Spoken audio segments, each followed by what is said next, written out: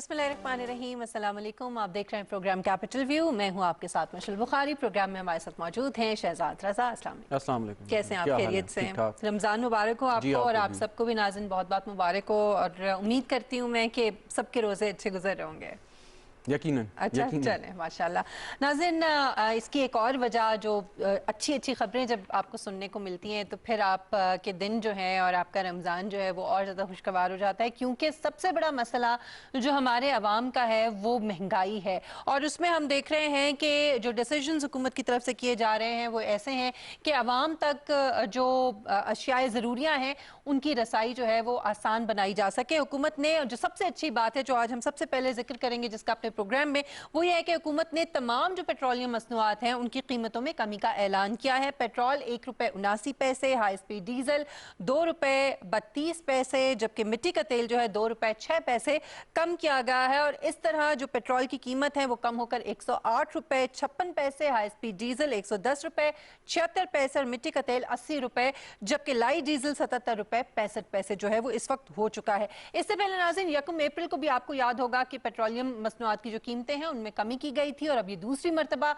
जो है हम देख रहे हैं कि कमी की गई है। उससे पहले 15 फरवरी से पहले इस साल के शुरू के जो 2.5 महीने थे उसमें हमने इजाफा देखा था। तो सबसे पहले तो हम इस हवाले से बात करेंगे कि कीमतों का जो तयन है वो आलमी मंडी के हिसाब से किया जाता है या इसका क्या तरीक़ाकार होता है, ताकि हमारे जो अवाम हैं उनको भी ये पता चल सके। इस वक्त हमें ज्वाइन किया माहिर मुआशियात आबिद कयूम सुलहरी साहब हमारे साथ मौजूद हैं। बहुत शुक्रिया डॉक्टर साहब आपके वक्त के लिए। डॉक्टर साहब, सबसे पहले तो ये कि इस साल के जो पहले 2.5 माह थे उसमें हमने देखा कि 5 मरतबा कीमतों में इजाफा हुआ और फिर उसके बाद भी तजवीज़ दी जाती नहीं वज़ीर आज़म को कि कीमत जो है वो बढ़ाई जाए, लेकिन उन्होंने कीमत नहीं बढ़ाई और कीमत को बरकरार रखा अब पिछले 2.5 माह में, और अब जो है इसमें कमी आई है। सो सबसे पहले तो जरा आवाम के लिए थोड़ा सा ये बता दें कि जो तयन किया जाता है कीमतों का वो किन चीज़ों को सामने रखते हुए किया जाता है या मद्देनजर रखते हुए किया जाता है। एक तो आलमी मंडी में कीमतों में कमी है जिसकी वजह से पाकिस्तान में भी इसका असर आया, इसके अलावा और क्या है? देखिए, एक तो आलमी मंडी में कीमतें हैं जो कि पिछले अगर आपको याद हो तो कोविड जब पीक पे था तो दुनिया में कीमतें जो थी वो नेगेटिव में पहुंच गई थी। कुछ फ्यूचर सौदे अमेरिका में उस वक्त नेगेटिव में हुए थे और उसकी वजह ये थी कि पूरी दुनिया में जो पेट्रोलियम प्रोडक्ट की मांग जो है उसमें एक ड्रास्टिक डिक्रीज देखने में आई। ये जो एवरेज चलता रहा वो $20 पर बैरल पे चलता रहा। उसके बाद दिसंबर के बाद हमने देखा कि अक्टूबर से दिसंबर तक पेट्रोलियम प्रोडक्ट्स की कीमतें जो थी वो $40 से कुछ $60 तक पहुंची और दिसंबर के बाद ये दोबारा बढ़ के तकरीबन $70-72 पर बैरल को टच कर रही थी। आज की जो इसकी कीमत है, आज इसकी कीमत तकरीबन $66 पर बैरल है। अब एक तो ये फैक्टर होता है। दूसरा जो इम्पोर्टेंट फैक्टर होता है वो होता है जो गवर्नमेंट उस पर पेट्रोलियम लेवी लेती है, जो टैक्स लेती है। जब कीमतें कम हुई तो सारा इम्पैक्ट पास ऑन नहीं किया गया था, आल्दो के एक नुमाया कमी जो थी देखने में आई थी जब 20-25 रुपए लीटर के हिसाब तक रिलीफ दिया गया था। लेकिन उस वक्त हुकूमत ने अपने पास पेट्रोलियम लेवी में कुछ कुशन रख दिया था और वही कुशन है जो कि इस वक्त यूज किया जा रहा है। जो मार्च के महीने में कीमतें नहीं बढ़ाई गई पूरा महीना और अभी भी जो उसमें डिक्रीज किया गया है, तो वो पेट्रोलियम लेवी का जो कुशन था उसको इस्तेमाल करते हुए वजीर आजम ने रमजान के महीने में रिलीफ देने के लिए उसको इस्तेमाल किया है। जी डॉक्टर साहब, ये बताएं कि ये कहते हैं ना कि पेट्रोल डीजल की कीमत कम हो तो उससे पूरी मार्केट में जो है वो कीमतों में कमी आती है बिकॉज ऑफ द ट्रांसपोर्टेशन। तो जो ट्रिकल डाउन इफेक्ट है वो हमें नज़र नहीं आता। अगर पेट्रोल की कीमत में जैसे आपने खुद अभी कहा कि 15, 20 या 25 रुपए की कमी भी हुई तो हम तो ये उम्मीद कर रहे थे कि जो अशिया खुर्दोनोश की कीमतें हैं वो भी कम होंगी, लेकिन ऐसा नहीं हुआ। इसकी क्या वजह है कि वो जो ट्रिकल डाउन इफेक्ट है वो क्यों नहीं नज़र आता हमें? जी शहजाद, ये 15, 20, 25 वाली तो वो थी जो कि पिछले साल हुई थी, जुलाई अगस्त के। लेकिन अभी अभी जो हुआ, अभी तो 2 से ₹2.5 का जो फर्क पड़ा है वो बदकिस्मती से ये हमारे यहाँ जो मुनाफाखोरी है स्पेशली रमजान में वो इस कदर सराहियत कर चुकी है कि कोई भी हुकूमत हो, कोई भी कोविड हो या ना हो, पेट्रोलियम की कीमत कोई भी हो, लेकिन आप देखते हैं कि जो ही रमजान शुरू होता है खाने पीने वाली जो चीजें हैं उनकी कीमतें उनको पर लग जाते हैं। कुछ तो उनकी तलब में इजाफा होता है, लेकिन जो मुनाफाखोर होते हैं वो भी एकदम से टमाटर, प्याज, आलू, बेसन, दही, हर चीज की कीमत जो है वो बढ़ा देते हैं। तो ये हमारा एक समाजी रवैया भी इसमें शामिल है। इसका तीसरा फैक्टर जो है वो जाहिर है कि जहाँ जहाँ पे एडमिनिस्ट्रेशन स्ट्रांग है, और ये लोकल एडमिनिस्ट्रेशन की बात हो रही है, वफाकी हुकूमत जो होती है वो इस्लामाबाद में बैठ के बदीन में या ठट्ठा में या उसको मियाँ चन्नू में प्राइसेस को कंट्रोल नहीं कर सकती। वहाँ पे लोकल एडमिनिस्ट्रेशन को कंट्रोल करना होता है। तो जहाँ पे आपका लोकल डीसी और एसी स्ट्रांग होते हैं, वहाँ पे आप देखते हैं कि कीमतें जो है वो डीसी के मुकर्रर करदा नरक के मुताबिक चीज़ें मिल रही होती हैं। यहाँ पे वो एडमिनिस्ट्रेशन स्ट्रांग नहीं होती है, वहाँ पे बदकिस्मती से चीज़ें जो है वो भी महंगी होती है, उनकी क्वालिटी जो है वो भी कंप्रोमाइज होती है। तो उसमें काफ़ी सारे फैक्टर्स जो है वो शामिल है, लेकिन सबसे बड़ा फैक्टर मैं कहूँगा कि हमारे यहाँ जो साइकी है कि रमज़ान के एक महीने में पूरे साल का प्रॉफिट कमाने पे जो हमारे ताजर हजरात होते हैं, उनकी जो कोशिश है वो एक ऐसा फैक्टर है जिसको कि हमें डिस्करेज करना चाहिए और जिसको पॉइंट आउट करना चाहिए। अच्छा, इसमें डॉक्टर साहब एक और चीज़ ये भी बड़ी इंपॉर्टेंट है, जो शायद लोग ये समझते हैं कि तेल की कीमतें कम हुई हैं तो फौरी तौर पे शायद महंगाई जो है वो पूरे मुल्क में और बाकी तमाम चीज़ों पे भी कीमतें कम हो जाएंगी। एक फैक्टर तो आपने बताया कि वो क्या वजह है, बदनीयती है लोगों की, ज़ख़ीरा अंदोज़ी है या फिर ज़ाहिर है वो प्रॉफिट चाहते हैं, लेकिन ज़ाहिर है इसमें वक्त भी तो लगता है। जिन्होंने जो चीज़ें खरीदी हैं होलसेल मार्केट से, रिटेलर्स ने, वो तो पहले से पिछली कीमत पे ले ली उन्होंने, तो जाहिर है कि इस महीने में फौरी तौर पे तो फिर इतना ज़्यादा फर्क नहीं पड़ेगा, इस पे इसको वक्त लगेगा। देखिए, लेकिन अगेन अगर आप होलसेल मार्केट की प्राइसेस को देखें, रमजान से 4 दिन पहले की प्राइसेस को देखें और आज की प्राइसेस को देखें, तो आपको एक जमीन आसमान का फर्क नजर आता है। हर चीज जो है वो महंगी हो जाती है। यानी आप सिर्फ ये आलू, टमाटर, प्याज, बेसन इन्हीं की कीमतें रमजान से एक हफ्ता पहले की देखें और अब की देख लें। अब जिन्होंने होलसेल से खरीदी है उन्होंने रमजान से चांद रात को तो नहीं खरीदी है ना, उन्होंने उसको पहले से खरीद के और उसके बाद प्रॉपर उसको जखीरा कर रखा था कि जो ही रमजान शुरू होगा कीमतें बढ़ा देंगे, और ये कीमतें बढ़ जाती हैं और ये हर साल बढ़ती हैं। आप लोग हर साल रमजान पे यही शोज कर रहे होते हैं जिसमें कि इन्फ्लेशन की बात हो रही होती है।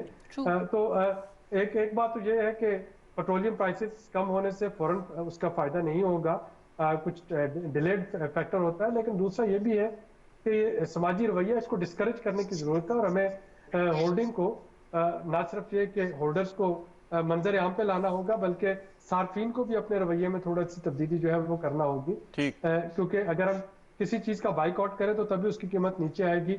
हमारी ये कोशिश होती है कि जो अफोर्ड कर सकता है वो अपनी हिसाब से मैक्सिमम स्टॉक करने की कोशिश करता है, जो कि फर्दर कीमतों में इजाफे का मूजब बनती है। राइट। अच्छा, दो सवाल है सर। एक तो ये कि ये फैक्ट है कि पूरे रीजन, साउथ एशियन रीजन में, पाकिस्तान में पेट्रोलियम की जो कीमतें हैं वो सबसे कम हैं। एक तो इसकी वजह ज़रा बता दें। चलें भारत और बांग्लादेश को छोड़ें, उनकी इकोनॉमीज़ जो हैं वो ज़्यादा अच्छे परफॉर्म कर रही हैं, लेकिन बाकी जो ममालिक हैं उनके मुकाबले में भी हमारी कीमत कम है। एक तो ये।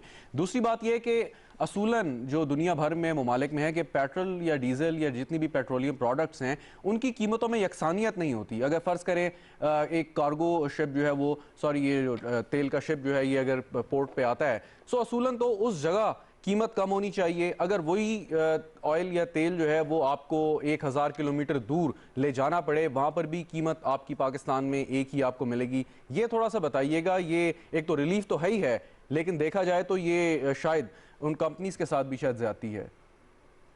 देखिए, आपने वजह फरमाया कि पाकिस्तान में जो इस वक्त पेट्रोलियम मसनूआत की कीमतें हैं वो पूरे साउथ एशिया में, पूरे रीजन में अगर उसको डॉलर के मुकाबले में उनको प्राइसेस को कंपेयर किया जाए तो हमारी कीमतें सबसे कम है। जो आपने कहा कि फॉर एग्जांपल अगर कराची पोर्ट पे पेट्रोल आता है तो कराची का रेट और पेशावर का रेट जो है यहाँ वो डिफरेंट होना चाहिए। वो हुकूमत जो है वो इस वक्त जब मार्केटिंग कंपनीज को फ्रेट चार्जेस की मद में ऑलरेडी उनका एक मार्जिन जो है दे रही होती है। अगर आप इंडिया को फॉर एग्जांपल देखते हैं तो इंडिया में डेली बेसिस पे पेट्रोलियम कीमतें जो है उनका अंदाजा लगाया जाता है, वो स्टेट टू स्टेट वेरी करती हैं। बम्बई का रेट और दिल्ली का रेट जो है उसमें आपको काफ़ी फर्क जो है वो नज़र आएगा और रोज़ाना वहाँ पे रेट जो है वो निकलता है पेट्रोलियम प्रोडक्ट्स का। पाकिस्तान की जो एनर्जी मार्केट है चूँकि वो अभी उस तरीके से मैच्योर नहीं हुई है, तो यहाँ पे अगर हुकूमत जो है वो रीजनल वेरिएशन को खुद बर्दाश्त नहीं करेगी तो एक तो पेट्रोलियम मसनूआत की शॉर्टेज होने का खतरा है अप कंट्री मार्केट में, और दूसरा ये है कि जो हमारे नॉर्दर्न एरियाज हैं और जो हमारा नॉर्थ है वहाँ पे रेट में काफ़ी महंगा हो जाएगा, जो कि फिर सार्फिन उस पर एक पोलिटिकल बैकलैश आएगा। तो ये जो एनर्जी सर्कुलर डेट और पेट्रोलियम की सप्लाई चेन में बहुत से जो इशूज है उसमें एक इशू ये भी है कि हुकूमत जो है वो जो OMC मार्जिन और डीलर्स मार्जिन की शक्ल में मार्केटिंग कंपनीज को एक मार्जिन देती है कि पूरे मुल्क में पेट्रोलियम की कीमत जो है उसको यकसा रखे। ठीक है। अच्छा डॉक्टर साहब, इस वक्त जो आलमी मार्केट में जो रुझान है कीमतों का, उसको मद्देनजर रखते हुए आपको क्या नजर आ रहा है कि आगे क्या कीमतें मजीद कम होंगी, मुस्तहकम रहेंगी, और जो हम ट्रिकल डाउन इफेक्ट की बात कर रहे हैं उसके लिए कितना जरूरी कि कितने अरसे तक कीमतें जो हैं वो बरकरार रहें या मुस्तहकम रहें मुल्क में? देखिए तकरीबन 6 हफ्ते पहले जो पाकिस्तान है वो अपने ऑर्डर्स प्लेस करता है, यानी अगर आज कीमतें जो हैं वो कम हुई हैं तो इसका आर्मी मंडी में, तो इसका इम्पैक्ट हमें 6 हफ्ते के बाद नजर आएगा। इस वक्त अगर हुकूमत ने रिलीफ दिया है तो ये रिलीफ वो होगा जो कि 6 हफ्ते पहले के प्राइसेस जो हैं उस पर हुकूमत दे रही है, क्योंकि आपके पास फौरी तौर पे स्पॉट बाइंग तो होती नहीं है। दूसरा, इस वक्त जो आलमी मंडी में पेट्रोलियम की प्राइसेस है उन पे वो डिपेंड कर रहा है कोविड के ट्रेंड्स पे। अगर तो दुनिया में जो कोविड की तीसरी वबा है, स्पेशली जो ब्रिटेन और साउथ अफ्रीकन वेरिएंट है, अगर उस पर काबू पाया जाता है तो फिर समर में पेट्रोलियम प्रोडक्ट्स की जो डिमांड है उसमें इजाफा होगा। अगर उसमें इजाफा होता है तो तेल की कीमतें बढ़ती हुई नजर आएंगी दोबारा से, जैसे कि पिछले महीने तकरीबन $70 को टच करके अब वापस 66 पे आई हैं। अगर खुदा न खास्ता ये रिकवरी जो है ये फौरी तौर पे नहीं आती है तो हेल्थ रिकवरी के साथ इकोनॉमिक रिकवरी जुड़ी हुई है, लॉकडाउन जुड़े हुए हैं। लॉकडाउन की वजह से पेट्रोलियम प्राइसेस प्रोडक्ट जो है उनकी डिमांड में कमी आती है, तो अगर वो कमी रहती है तो फिर आपको जो पेट्रोलियम प्राइसेस है वो मजीद कम होती हुई नजर आएंगी। लेकिन 2020 की तरह 2021 जो है ये भी एक अनसर्टन ईयर है, और ये इसमें क्या होगा ये बहुत कुछ जो है ये कोविड पे डिपेंड करता है। ठीक ठीक ठीक है, बहुत शुक्रिया डॉक्टर आबिद कयूम सुनहरी साहब आपके वक्त के लिए। शहजाद, इसमें ये जो सूरत हाल हम इस वक्त देख रहे हैं उसमें तमाम तर जो मामलात हैं वो कोविड के ऊपर डिपेंड कर रहे हैं, ख़ास तौर पे पूरी दुनिया की जो मईशत है, और उसमें डॉक्टर साहब ने भी ये कहा। दूसरा ये है कि एक तरफ हम देख रहे हैं डॉलर के मुकाबले में रुपए की जो कदर है उसमें इस्तेहकाम, जो बड़ी खुशाइन बात है पाकिस्तान में। हालांकि कोविड की वजह से आप देख रहे हैं कि पूरी दुनिया में जो मौशी सरगर्मियां हैं उन पर क्या स्टार्ट हो रहे हैं। और दूसरा ये है कि तेल की कीमतों में कमी जो है इसका भी, इन दोनों चीज़ों का जो पाकिस्तान की मईशत है उसके ऊपर बड़ा पॉजिटिव असर जो है वो आना चाहिए आने वाले दिनों में। जी बिल्कुल। और जो लीडरशिप है या जो लोग विजन रखते हैं वो क्राइसिस को अपने बेनिफिट में इस्तेमाल करते हैं। आज बीबीसी की एक रिपोर्ट है कि जिसमें बताया गया कि चीन की जो मईशत है वो 18.3% के हिसाब से बढ़ी है, और ये 1992 के बाद फर्स्ट टाइम है कि इतनी तेज़ी और इतने बड़े इजाफे के साथ चीन की मईशत में इजाफा हुआ है ड्यूरिंग द कोविड-19 जो क्राइसिस था। सो उन्होंने इसको टैप किया और अपने फ़ायदे के लिए इस्तेमाल किया। आई विश कि हम भी ऐसा सोचें और इस तरीके से काम करें, लेकिन बहरहाल पाकिस्तान की मईशत जिस तरीके से कहा जा रहा था उस तरीके से डैमेज नहीं हुई, और अब जो एक रीबाउंडिंग की सूरत हाल है वो मेरे ख्याल में काफ़ी खुशाइंद होगी, और अगर तसलसल बरकरार रहा तो हमें आगे अगले बजट के बाद हमें चीज़ें अच्छी देखने को मिलेंगी। इसमें एक और बड़ी इंपॉर्टेंट बात जो हुकूमती पॉलिसीज़ भी हैं, और कोविड के दौरान जिस तरीके से हुकूमत ने जो फैसले किए, लॉकडाउन नहीं हुआ, जो कारोबार है वो बंद नहीं किया पूरी तरह से, उसकी वजह से सूरत हाल पाकिस्तान में काफ़ी बेहतर है। फिर अल्लाह ताला का करम जो है वो खास तौर पर पाकिस्तान के ऊपर है, और लेकिन उसमें बड़ा ज़रूरी है कि लोग एहतियात भी करें। इस पर हम बात करेंगे, लेकिन एक मुख्तसर से ब्रेक के बाद हमारे साथ रहिएगा।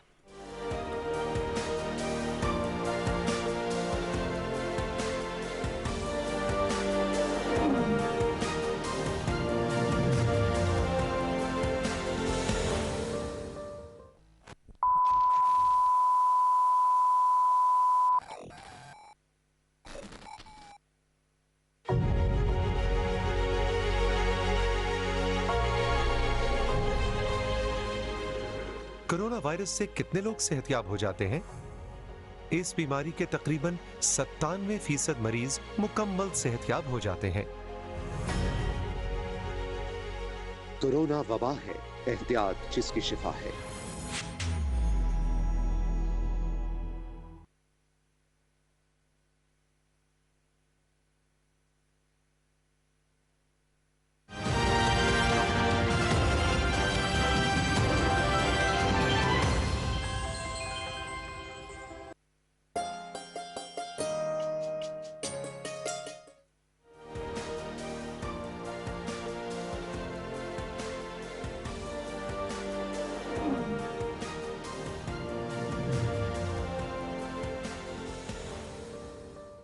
Welcome back. नाज़रीन, मुल्क में इस वक्त जो कोविड की सिचुएशन है वो खासी तशवीशनाक है, परेशान कुन है। गुज़श्ता 24 घंटों में 5395 नए केसेस रिपोर्ट हुए हैं, जबकि फ़ाल केसेस की जो इस वक्त टोटल तादाद है वो 77,000 से बढ़ चुकी है। और कोविड के दौरान अब कुछ तजवीज़ भी सामने आ रही हैं, क्योंकि सबसे ज़्यादा जो हर्ज हो रहा था वो बच्चों की, स्टूडेंट्स की जो तालीमी सरगर्मियाँ हैं उसमें हो रहा था। तो इस हवाले से भी कुछ चीज़ें जो हैं, कुछ तजवीज़ ज़ेर गौर हैं, जिनमें 2 दिन तालीमी इदारे खोलने के बारे में भी बात हो रही है। अब देखना यह है कि इसके ऊपर ये कितना सेफ होगा और किस तरह से ये किया जा सकता है। और दूसरे कि रमज़ानुल मुबारक है, तो जाहिर है इसमें जो SOPs हैं हम जानने की कोशिश करेंगे कि हुकूमत जो है क्या वो देख रही है, सूरत हाल किस तरह से मॉनिटर कर रही है और किस हद तक SOPs जो है इनको फॉलो किया जा रहा है, और फिर ईद के हवाले से क्या फैसले किए गए हैं। सो बात करेंगे। इस वक्त हमें ज्वाइन किया है डॉक्टर नौशीन हामिद साहिबा ने, पार्लियामेंट्री सेक्रेटरी बराए हेल्थ हैं। बहुत शुक्रिया डॉक्टर साहिबा आपके वक्त के लिए।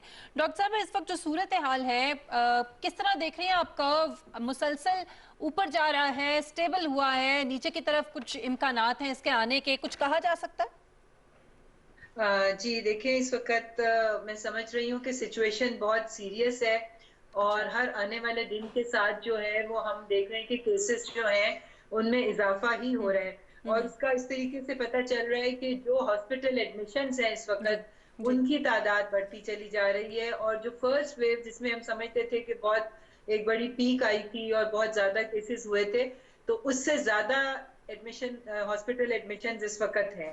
तो ये दिखाती है कि इस वक्त सीरियस पेशेंट्स की तादाद जो है वो पिछली वेव से ज्यादा हो चुकी हुई है। इसमें गवर्नमेंट तो जाहिर है बहुत सारे इकदाम कर भी रही है, SOPs भी बना रही है, बहुत सारी रिस्ट्रिक्शंस भी लगा रही है। आने वाले दिनों में शायद लॉकडाउन का दायरा कार मजीद वसी भी किया जाए। मगर इस वक्त अवाम का जो एटीट्यूड है वो मैं देख रही हूँ कि बहुत कैजुअल हो गया हुआ है। आज बड़े सरप्राइजिंगली मुझे कुछ जो मैंने देखा कि जिन लोगों को कोविड पॉजिटिव भी है वो लोग भी जो है वो अपने आप को आइसोलेट नहीं कर रहे, क्योंकि 70-75% केसेस ऐसे होते हैं जिसमें माइल्ड सिम्टम्स होते हैं, थोड़ा बहुत फ्लू हो गया, थोड़ी सी खांसी हो गई, हल्का फीवर 2-4 दिन रह के ठीक हो गया। मगर वो पेशेंट्स जो हैं वो 8 से 10 दिन तक जो हैं वो इन्फेक्टेड होते हैं और वो पास कर सकते हैं। तो आज आपने टीवी पे देखा कि एक वकील साहब जो थे जिनको कोविड था वो अदालत पहुंच गए और फिर उनके बताने पे उनको वापस। तो इस तरह के वाकयात जो हैं वो अब ज्यादा तसलसल से हो रहे हैं कि जो कोविड पॉजिटिव पेशेंट्स हैं जो या तो एसिम्प्टोमेटिक हैं या बहुत mild symptoms, mild flu like symptoms हैं, वो लोग भी अपने आप को आइसोलेट नहीं कर रहे और वो पब्लिक में आ रहे हैं और मिल रहे हैं। और इस तरह से हम देख रहे हैं कि केसेस की जो तादाद है वो मुसलसल ऑन द राइज है। तो मेरी यही रिक्वेस्ट है कि अगर किसी को कोविड का पता चलता है कि वो कोविड पॉजिटिव है तो वो प्लीज 8-10-12 दिन के लिए अपने आप को बिल्कुल आइसोलेट कर ले ताकि वो मजीद फैलाने का सबब ना बन सके। ठीक, डॉक्टर साहब आपने बिल्कुल ठीक कहा कि अवाम ने जो अपनी जिम्मेदारियां पूरी करनी है वो नहीं कर रही, लेकिन इसके साथ जो वैक्सीनेशन का अमल है उसमें न्यूयॉर्क टाइम्स की रिपोर्ट है, मैं चाहूँगा इस पर आप कमेंट करें। वो कहते हैं कि जी 123 ममालिक में पाकिस्तान का 120वां नंबर है और कई ऐसे ममालिक, नाइजेरिया, रवांडा, घाना, अफ्रीकन ममालिक जो माशी तौर पर भी पाकिस्तान से पीछे हैं, वो भी पाकिस्तान से इस फहरिस्त में आगे हैं। इसकी क्या वजह देखती हैं कि हमने ये इतना रेट स्लो क्यों रखा हुआ है, क्या वजह है इसकी? देखिए, सबसे पहली बात तो ये कि पाकिस्तान जो है वो पूरी दुनिया की 4th या 5th मोस्ट पॉपुलस कंट्री है। हमारी पॉपुलेशन है बहुत ज्यादा। दूसरी बात ये कि इस वक्त लोगों का जो ट्रेंड है कि रजिस्ट्रेशन कराने का वो बहुत ज्यादा स्लो है।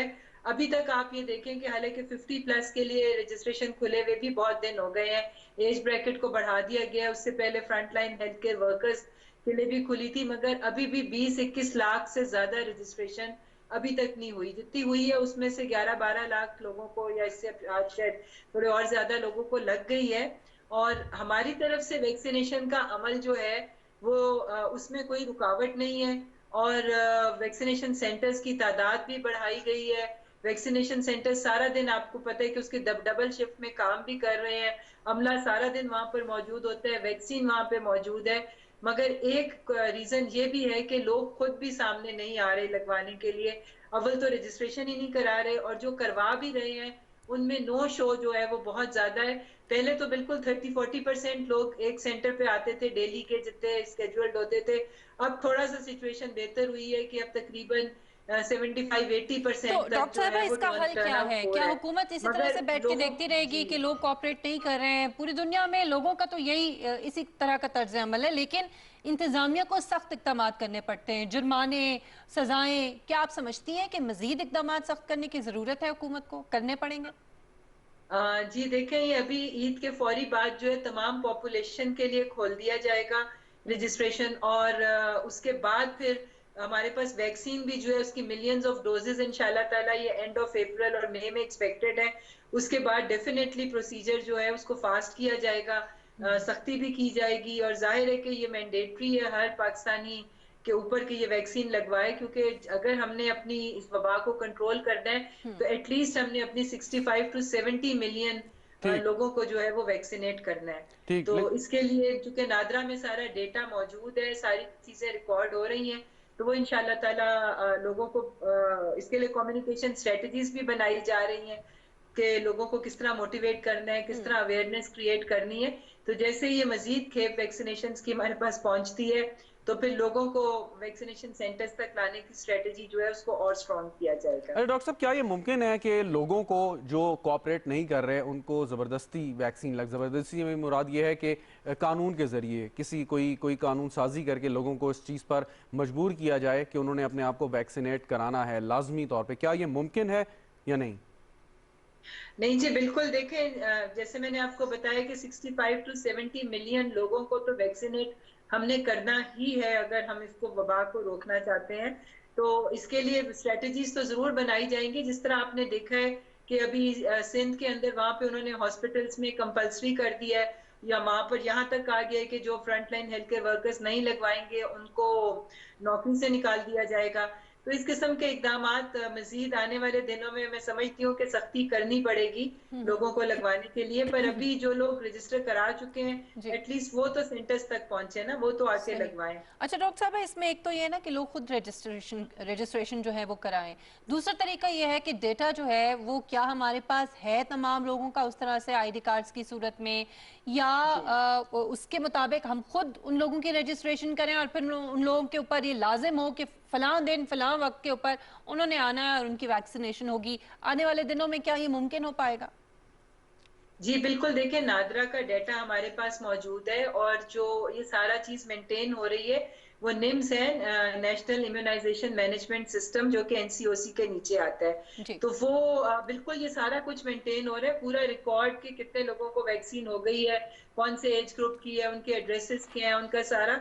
तो वो मैं समझती हूँ कि इंशाल्लाह ताला ये सारी चीजें जो हैं ये मेंटेन हो रही हैं, और बिल्कुल ट्रेसेबल है कि कौन सी पॉपुलेशन तक वैक्सीन पहुंच गई है और कौन सी लोगों को अभी लगने वाली है। सही। अच्छा, आपने बताया कि लोग एसओपीज को फॉलो नहीं कर रहे हैं, तो क्या ये आपके पास कोई कुछ इसके आदादो शुमार हैं, या ये कुछ मालूम है कि क्या मसाजिद के अंदर रमज़ान मुबारक की इबादत के दौरान ऐसा हो रहा है, अदरवाइज हो रहा है, और क्या फिर इसके हवाले से कोई इकदाम भी किए गए हैं? जी देखिए, रिसेंट जो वेव आई है इसके अंदर मैं समझती हूँ कि वेडिंग सीजन गुजरा था, जिसकी वजह से बहुत ज्यादा इसका फैलाव आया था। और इसके साथ साथ जो स्कूल्स खुले थे, यूनिवर्सिटीज खुली थी, उसने भी इसके फैलाव में एक रोल प्ले किया था। और दूसरा ये कि मार्केट प्लेसेस पे भी आपने देखा है कि लोग विदाउट मास्क जो है वो दुकानों में रश भी देखे हमने, रेस्टोरेंट्स में भी देखे।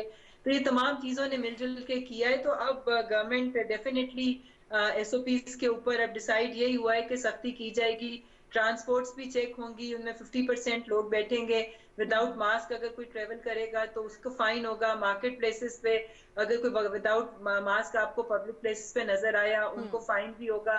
दुकानें भी सील की जाएंगी। तो लोकल इंतजामिया मुतहरिक है, और ये आने वाले दिनों में एसओपीज पे सख्ती होगी। जी अच्छा डॉक्टर साहब, ये अभी नेशनल इंस्टीट्यूट ऑफ वायरोलॉजी की एक रिपोर्ट है, रिसर्च रिपोर्ट। उन्होंने कहा कि 50% जो केसेस इस वक्त पाकिस्तान में हैं, तीसरी जो ये लहर है कोरोना वायरस की, वो 50% ऐसे हैं कि जिनका ताल्लुक जो है वो यूके वेरिएंट से, यानी कि जो बरतानिया से वेरिएंट यहाँ पे आया है, और 25% ऐसे हैं कि जो साउथ अफ्रीकन वेरिएंट है। तो क्या कोताही हुई है? क्या आप समझती हैं कि हमने सुस्ती का शिकार हो गए, या हमने प्रॉपर्ली चेक नहीं किया कि जो वहाँ से ट्रांसमिट हो रहा था वायरस, और ऑब्वियसली ये ट्रांसमिट हुआ है लोगों के जरिए, तो हम विजिलेंट नहीं रहे उतना, जिसकी वजह से हमें आज ये रैपिड केसेस देखने को मिल रहे हैं? पूरी दुनिया में कहीं भी पॉसिबल नहीं हुआ जो डेवलप्ड नेशंस थे वो भी नहीं रोक सके इस वायरस को अपने मुल्क में एंटर होने से। पाकिस्तान ने भी तमाम जरूरी इकदाम लिए थे। हमने यूके को और जो दूसरी कंट्रीज जहाँ पे इस वायरस की वेरिएंट की प्रेजेंस थी उनको सी कैटेगरी में डाला था, जिसका मतलब ये था कि वहां पर लोगों ने बोर्ड करने से पहले भी अपना कोविड का टेस्ट कराने और पाकिस्तान पहुंचने के बाद भी एयरपोर्ट्स के ऊपर और ये वो उनका रैपिड एंटीजन टेस्ट हो रहा था, तो डबल चेक किया जा रहा था। मगर उसके बावजूद अगर वो आया है तो क्योंकि एसिम्प्टोमेटिक भी होते हैं, फॉल्स नेगेटिव टेस्ट भी होते हैं, ये प्रॉब्लम सिर्फ पाकिस्तान में नहीं पूरी दुनिया में आई है। पर बहरहाल अगर लोग आज भी मैं कहती हूँ कोऑपरेट करें तो बहुत हद तक हम इसके फैलाव को रोक सकते हैं। कोऑपरेशन जो है वो लोगों की तरफ से नहीं आ रही, पब्लिक इसको सीरियसली नहीं ले रही है आज भी, विच इज़ वेरी अनफॉर्चुनेट। बहुत शुक्रिया डॉक्टर नौशीन हामिद साहिबा आपके वक्त के लिए, और बार बार डॉक्टर साहिबा यही कह रही हैं और आपका और मेरा तजुर्बा भी यही है कि लोग उस तरह से फॉलो नहीं कर रहे हैं SOPs को, जो कि बहुत ही ज़्यादा नुकसान का बायस बन सकता है और आगे जाके जो है ये सिचुएशन और ज़्यादा ख़राब हो सकती है। जो तालीमी इदारों के हवाले से तजवीज़ है शहजाद, जिसमें 2 दिन जो है वो आने वाले दिनों में कहा जा रहा है कि तालीमी इदारे खोले जाएँ, और अभी डॉक्टर साहिबा ने भी कहा कि गुज़श्ता दिनों जो तालीमी इदारे खोले गए थे तो उसकी वजह से बहुत ज़्यादा स्प्रेड हुआ ये। लेकिन अब ये दोनों चीज़ें इंपॉर्टेंट हैं, एजुकेशन भी बच्चों की, ज़ाहिर है वो घर पे उस तरह से नहीं हो सकती, और दूसरा ये कि इससे बचाओ भी। सो क्या आपको लगता है कि हुकूमत क्या इस पे ये कितना मुश्किल है? ये एग्जैक्टली ये बड़ा मुश्किल एक काम है, लेकिन जब बात आती है इंसानी ज़िंदगी की तो वो आर्गुमेंट जीत जाता है, क्योंकि यकीनन लोग हैं जो बात करते हैं कि एक SOP के तहत, लेकिन अभी आपने खुद कहा कि SOP को फॉलो नहीं कर रहे, और ये डॉक्टर साहब बेहतर में बताती कि बच्चे बड़े ख़तरनाक किस्म के कैरियर हैं इस कोविड-19 के, वो शायद खुद तो उसका शिकार ना हो, लेकिन वो आपको या मुझे बच्चे भी अब शिकार हो रहे हैं। लेकिन जो भी माजी की रिसर्च थी उसमें यही हुआ कि, और यही कहा गया कि स्कूल खोले, आपने एहतियात नहीं की, उसकी वजह से ये एकदम से स्प्रेड कर गया। तो बात यह कि अगर आप दोबारा स्कूल खोलेंगे तो वो आर्गुमेंट भी सामने आएगा। फिर लोग ये कहते हैं कि जी अगर बाजारों पर कोई पाबंदी नहीं है, मार्केट्स में लोग उसी तरह है, तो स्कूल ना खोलने की क्या वजह है? सो ऑब्वियसली पेरेंट्स परेशान हैं बच्चों को स्कूल भेजने के लिए भी और तालीम की वजह से भी। लेकिन एक बात जो डॉक्टर साहिबा ने की वो बड़ी अहम है, वो यही है कि हमारा बहुत पीछे हैं हम वैक्सीनेशन के उसमें, और अगर सरकारी तौर पर फ्री वैक्सीन आपके पास मौजूद है और बावजूद इसके लोग नहीं आ रहे। आपको याद होगा कि एक दफ़ा पोलियो वैक्सीनेशन के लिए भी यही इसी किस्म का प्रॉब्लम आता था कि लोगों बच्चों को आज तक पोलियो नहीं खत्म हो सका, पोलियो नहीं खत्म हुआ, और आज यही हम सूरत हाल देख रहे हैं कि अगर लोगों ने अपने आप को रजिस्टर करवाया है वो फिर भी अगर वैक्सीनेशन नहीं करवाने आ रहे तो ये बड़े अफसोस की बात है, क्योंकि जब मैसिव वैक्सीनेशन होगी, आपकी 40-50% पॉपुलेशन वैक्सीनेट हो जाएगी, ऑब्वियसली इम्यूनिटी डेवलप होगी, लेकिन उससे पहले तक बड़ा मुश्किल रहेगा। और जैसे आपने भी बात की कि बच्चों में भी आ रहा है, तो हम इस चीज़ पर खुशी का इजहार करते थे कि हमारी जो पॉपुलेशन की जो एक मेजॉरिटी है वो यूथ पर मबनी है, यंगस्टर्स हैं, इम्यूनिटी स्ट्रांग है। और यूरोप में इसलिए हुआ कि वहाँ पे जो बूढ़े लोगों की तादाद ज़्यादा है, लेकिन अगर ये जो नया वेरिएंट है ये बच्चों को और नौजवानों को मुतासर कर रहा है तो फिर आप अंदाज़ा लगा सकते हैं कि ये कितना खतरनाक है। और इसमें बार बार जो जिम्मेदारी जो है उसका तयन किया जा रहा है वो हर इंडिविजुअल की जिम्मेदारी, वो आपकी जिम्मेदारी है, वो मेरी जिम्मेदारी है। और अगर हम ये जिम्मेदारी नहीं निभाते तो फिर हम ना हुकूमत को ब्लेम कर सकते हैं, ना हम किसी और चीज़ को ब्लेम कर सकते हैं। सिर्फ और सिर्फ अपनी जिम्मेदारी को इस वक्त देखिए। हर शख्स जो है अगर वो SOPs को फॉलो करे तो मेरे ख्याल में ये स्प्रेड जो है उसको रोका जा सकता है। अच्छा, इसमें एक और चीज़ हमने जो लास्ट ईयर देखी थी शहजाद, वो ये थी कि ईद से पहले जो एक तो कोर्ट की तरफ से भी ऑर्डर आ गया, उसके ऊपर तो खैर हम ज़्यादा बात नहीं करते, बट ये कि थोड़ी सी नेग्लिजेंस जो है वो नजर आई थी। लोगों ने एकदम से मार्केट्स का रुख किया, खरीदारी की, फिर लोग अपने आबाई घरों को गए। जाहिर है लोगों को होता है कि ईदों के ऊपर जाएं, जिसकी वजह से ये बहुत ज़्यादा एकदम से फैल गया था। इस मरतबा हुकूमत को इस हवाले से भी गुज़श्ता एक्सपीरियंस को सामने रखते हुए मेरे ख्याल में कुछ डिसीजंस लेने चाहिए। एग्जैक्टली और जो ताजिर हैं, जो दुकानदार हैं, उनका एक आर्गुमेंट है जो कि कुछ हद तक बड़ा सही भी नज़र आता है। वो कहते हैं कि अगर आप रमज़ान में या ईद से पहले टाइमिंग्स जो है रिस्ट्रिक्ट कर देंगे कि लेट्स से आपने 5 घंटे में ख़रीदारी करनी है, तो कहते हैं उस 5 घंटे के दौरान हमारे पास जितना रश होगा, ज़्यादा लोग आएंगे, वो पूरे दिन में नहीं हो सकता। तो इस चीज़ को देखना बहुत ज़रूरी है कि अगर आप लिमिटेड टाइम के लिए शॉप्स ओपन करते हैं, लोगों ने ख़रीदारी तो करनी है, लेकिन जब इकट्ठे लोग वहाँ पर दाखिल होंगे तो उससे सूरत हाल देखें कैसे ख़राब हो सकती है। अच्छा, इसमें एक और चीज़ आपने भी ऑब्जर्व की होगी और मैंने की है, और बड़ा दिल कुड़ता है शहजाद, और बड़ा अफसोस होता है। आप अगर बैरूनी ममालिक में जाएं तो आम दिनों में जब कोविड कहीं एग्जिस्ट नहीं करता था तो वहाँ मार्केट्स में जब आप किसी मॉल में जाते हैं, किसी शॉप में जाते हैं, तो उन्होंने ऑलरेडी वो फुट स्टेप्स बनाए होते हैं और डिस्टेंस मेंटेन लोग करते हैं, और ये पॉसिबल ही नहीं है कि कोई अपनी टर्न को छोड़ के और वो पहले चला जाए और जाके जो है वो कैश कैरी जो होता है काउंटर जो होता है उसके ऊपर वो पेमेंट कर दे और एक दूसरे के ऊपर चढ़े हुए हैं लोग। लेकिन यहाँ पे अब वो निशान भी उन्होंने लगाए हुए हैं लोगों ने, लेकिन उसके बावजूद लोग इन चीज़ों का ख्याल नहीं रखते। सो ये जो माइंडसेट है ये क्या है, ये क्यों नहीं चेंज हो पाता?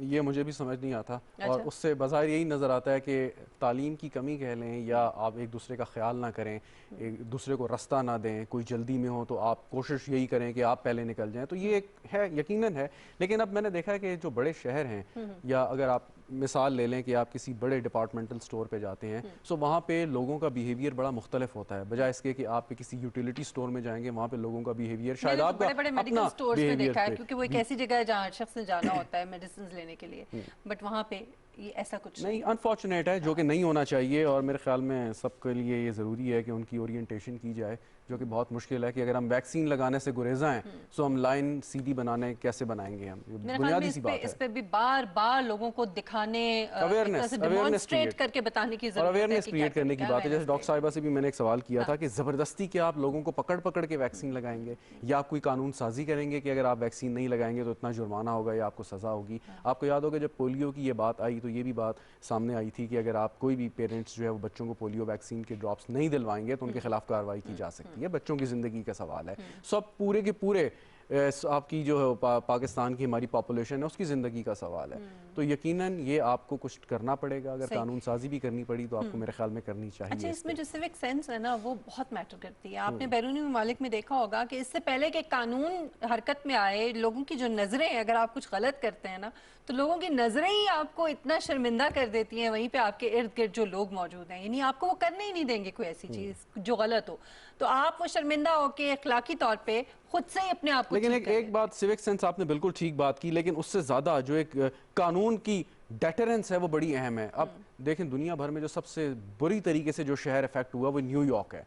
देखें लोग भी हैं वहाँ पे, तालीम भी है, लॉज भी हैं वहाँ पे, सिविक सेंस की भी हम बात करते हैं, लेकिन क्यों हुआ कि जहाँ पर लोगों को थोड़ा सा भी मौका मिलता है वहाँ पे यकीनन वो कानून शिकनी करते हैं। तो मेरे ख्याल में न्यूयॉर्क की एक बड़ी क्लासिक एग्जांपल है कि बावजूद इसके कि आप डेवलप मुल्क भी हैं, आपके पास तालीम की भी कमी नहीं है, सो कॉल्ड सिविक सेंस भी है, लेकिन फिर भी आप इतनी बुरी तरीके से शिकार हुए हैं। इसका मतलब ये है कि एक तो इंडिविजुअल रिस्पॉन्सिबिलिटी, माशरती रिस्पॉन्सिबिलिटी, और दूसरा जो हुकूमत और इंतज़ामिया जो कानून की बालादस्ती है और जो सख्त से सख्त इक़दाम हैं वो मेरे ख्याल में बहुत ज़रूरी हैं। और अगर अभी भी वो इम्प्लीमेंट किए जाएँ और लागू किए जाएँ लोगों के ऊपर तो मेरे ख्याल में सूरत हाल जो है वो कदरे बेहतर हो सकती है। नाज़रीन, एक ब्रेक लेते हैं और ब्रेक के बाद जब हम वापस आएंगे तो एक और सेगमेंट जो है उसके हवाले से गुफ्तगू करेंगे। हमारे साथ रहिएगा।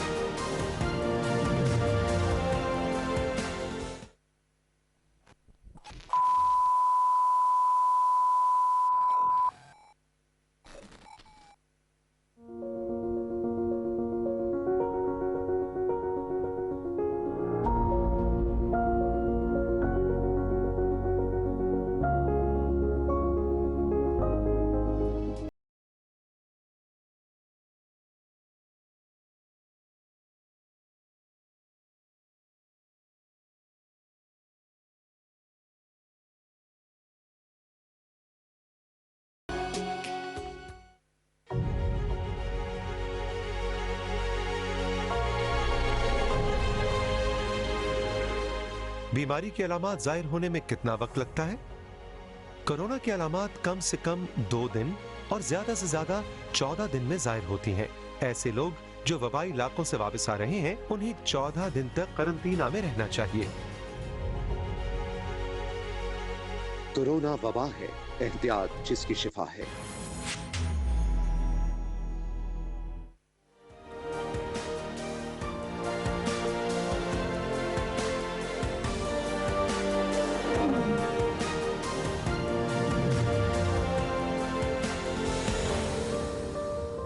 Welcome back.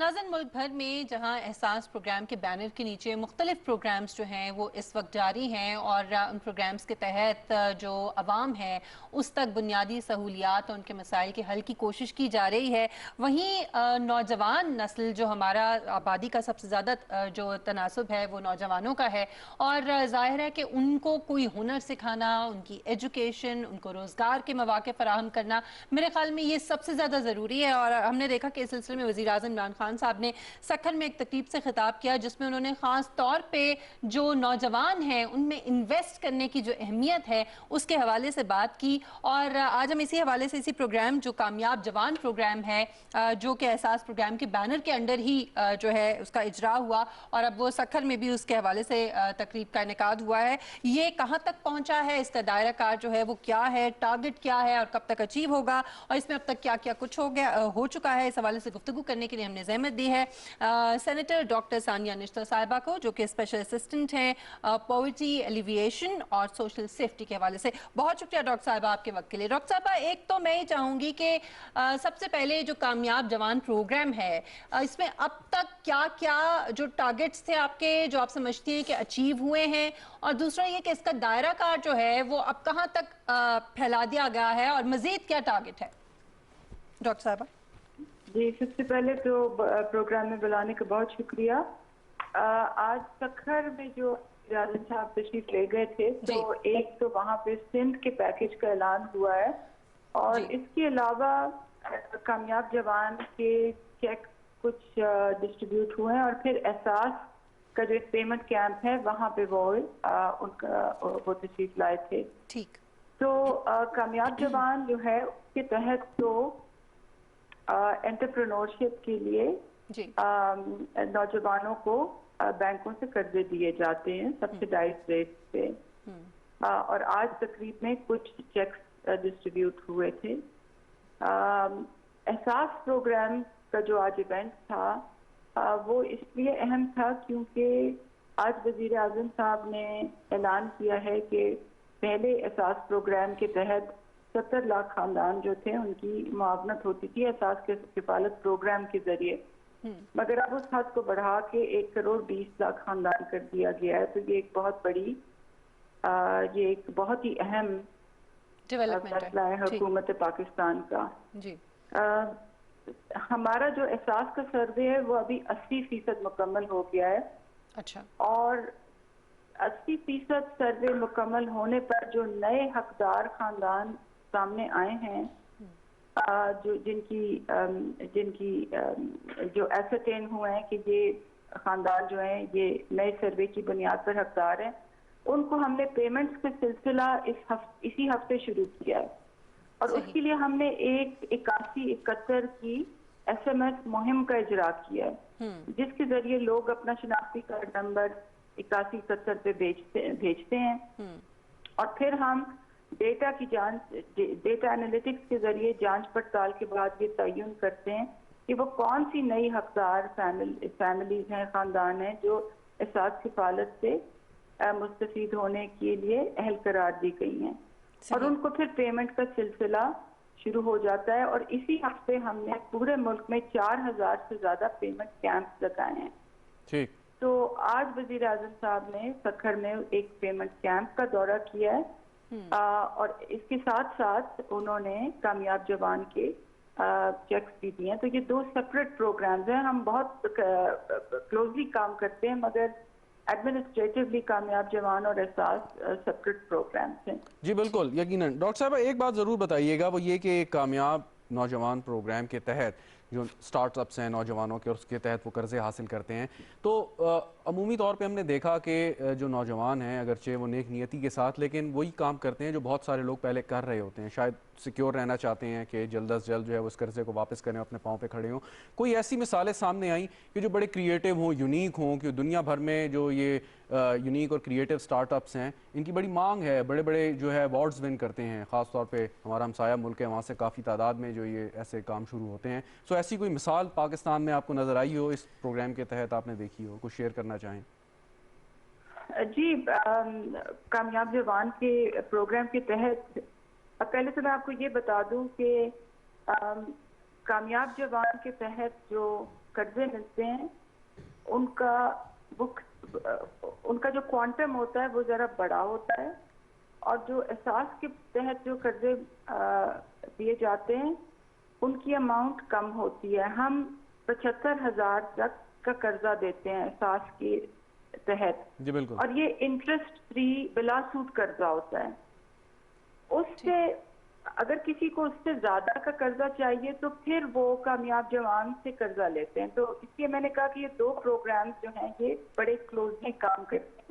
75,000 तक हमसे लेते हैं और वो बिला सूद कर्जा होता है, और 75,000 से ज्यादा जो होता है वो सब्सिडाइज इंटरेस्ट पे कामयाब जवान से मिलता है। अब आपका सवाल ये था कि क्या इसमें कोई इनोवेशन सामने आई हैं, तो जी हाँ, इसमें बहुत सी इनोवेशन सामने आई हैं। बहुत से नौजवानों ने खास तौर पे डिजिटल बिजनेसेस के लिए भी कर्जे लिए हैं अपनी, और आज ही उस्मान डार और मैं ये डिस्कस कर रहे थे कि एहसास प्रोग्राम के बैनर के तहत रेहड़ी बानों के लिए यानी कि स्ट्रीट वेंडर्स के लिए एक प्रोग्राम लाया जा रहा है कि उनको एक सिस्टमैटिक तरीके से, एक मुनज़्ज़म तरीके से जगह दी जाए, लाइसेंसेस दिए जाएं, उनको इस्तेसाल से बचाया जाए, उनको प्रोटेक्ट किया जाए और उनकी ट्रेनिंग पे भी इन्वेस्टमेंट हो। तो आज ही मैं उनसे ये बात कर रही थी कि कुछ जो रेहड़ीबान भाई हैं, स्ट्रीट वेंडर्स जो हैं, उनकी कर्जे की जो ज़रूरत होती है वो इतनी होती है कि वो एहसास प्रोग्राम से पूरी हो जाती है, मगर कुछ का जो उनको वर्किंग कैपिटल चाहिए होता है वो हमारी लिमिट से ज़्यादा होता है, तो फिर हम उसको कामयाब जवान प्रोग्राम में से कर्जा डाइवर्ट कर सकते हैं। सही। अच्छा डॉक्टर साहब, क्या कोई एलिजिबिलिटी क्राइटेरिया भी है नौजवानों के लिए? आप खुद अप्रोच करते हैं उनको या वो जो है राब्ता कर सकते हैं अगर कोई नौजवान जो है इसको रकम चाहिए? इसका तरीकाकार क्या है, ज़रा ये भी बता दीजिए। जी, क्योंकि मैं एडमिनिस्ट्रेटिवली कामयाब जवान प्रोग्राम रन नहीं करती तो उसकी तफसीलात तो आपको उस्मान डार और उसकी टीम ही बता सकेंगे, मगर मैं आपको ये बता सकती हूँ कि आजकल जो भी स्कीम्स आ रही हैं उसमें स्पेसिफिक क्राइटेरिया होते हैं, स्पेसिफिक ट्रांसपेरेंसी प्रोसीजर्स अप्लाई किए जाते हैं। तो आई एम श्योर कामयाब जवान प्रोग्राम में भी इसी तरह से सिलसिला चलेगा। ठीक। अच्छा डॉक्टर साहबा, ये जो गुर्बत है या जो ग्लोबल हंगर इंडेक्स की एक रिपोर्ट है उसमें पाकिस्तान का भी ये जो नंबर है वो खासा उस पर कंसर्निंग है कि कितने लोग जो हैं उनको पेट भर के खाना जो है मैसर नहीं होता। एक तो एहसास प्रोग्राम के तहत आपने बहुत सारे ऐसे इनिशिएटिव लिए हैं कि जिससे ये आप इंश्योर करेंगे कि कोई शख्स भूखा ना सोए।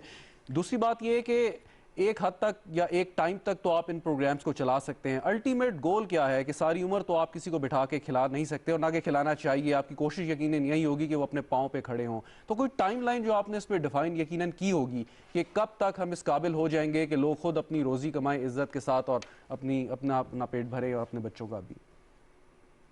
जी, आपने बिल्कुल ठीक कहा कि लोगों को अल्टीमेटली तो प्रोग्राम का एम ये होना चाहिए कि लोग अपने पैरों पे खड़े हों और सस्टेनेबल लाइवलीहुड उनके पास हो।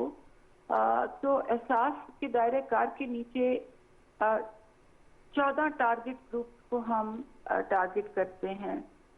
इंतहाई गरीब खानदान, इंतहाई गरीब खवातीन, बेवा, यतीम, मजदूर, माजूर, बेरोजगार, इंतहाई गरीब तालिब इल्म,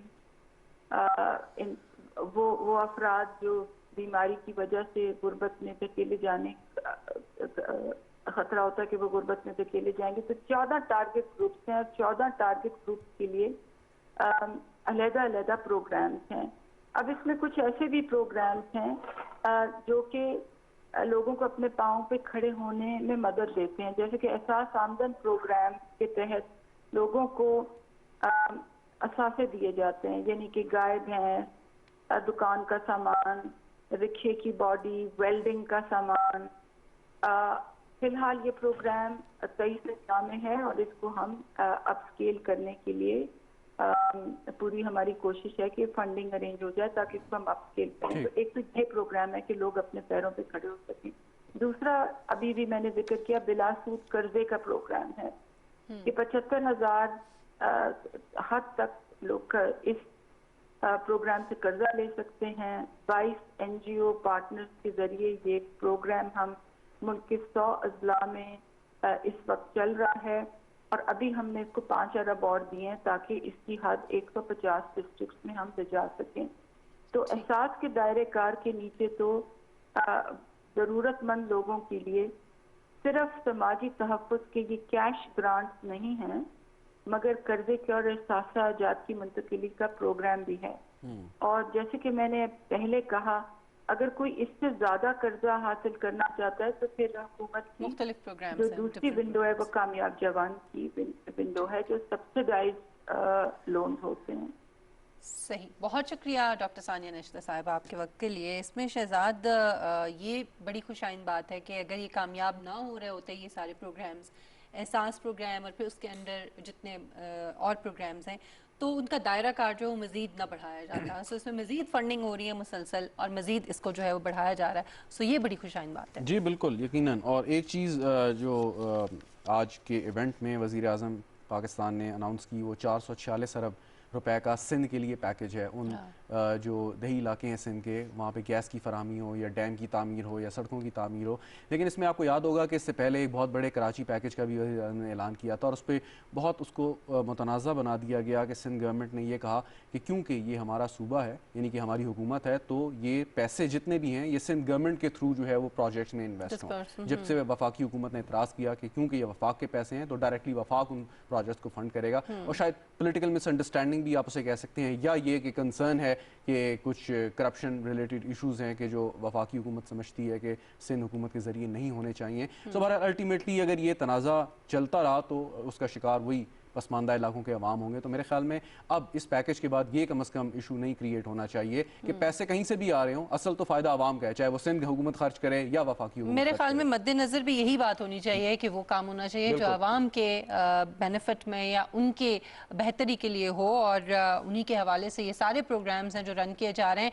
इसमें एक और चीज़ जो है वो ये भी है कि जो नौजवान है उसको बरसे रोज़गार करना और उसकी जो डिग्निटी है उसको कायम रखना। चाहे वो कर्ज की सूरत में अगर आप उसको पैसे दे रहे हैं, वो अपना काम शुरू करे, वो अपना छोटा सा कोई बिजनेस है। जो रेडी वालों की बात कर रही थी डॉक्टर साहिबा, ये कितना ज़बरदस्त है। पूरी दुनिया में आप देखें तो वहाँ पे जो फूड कार्ट्स होते हैं वो जगह जगह आपको नजर आते हैं और बड़ी रिस्पेक्ट के साथ लोग जो है, और बड़ा साफ सुथरा उनका वो एक पूरा तरीका होता है। माइंडसेट की जो हम पिछले सेगमेंट में कर रहे थे, लेकिन हमारे यहाँ अगर कोई रेडी लगा लेगा तो उसके बारे में एक इंप्रेशन रेडी वाला समझा जाएगा। और बल्कि आपने बिल्कुल सही पॉइंट आउट किया कि डेवलप कंट्रीज में, इवन के आप न्यूयॉर्क की मिसाल लें, वॉल स्ट्रीट के बाहर आपको कोई रेस्टोरेंट नहीं मिलेगा, वहाँ पे आपको सैकड़ों की तादाद में ये रेडी वाले मिलेंगे जो बड़े बड़े अरबपति जो लोग वहाँ पे काम करते हैं उनको वो खाना फराहम करते हैं। मेरे ख्याल में इस माइंडसेट के ऊपर भी हम किसी दिन बात करेंगे। वक्त निकाल के प्रोग्राम का वक्त आसन यहाँ पे खत्म हो रहा है। मिशेल बुखारी और शहजाद रजा को इजाजत दीजिए, इंशाल्लाह कल आपसे मुलाकात होगी। अपना बहुत ख्याल रखिएगा और एहतियात कीजिए, यही हल है कोविड-19 से बचने का। अल्लाह हाफिज।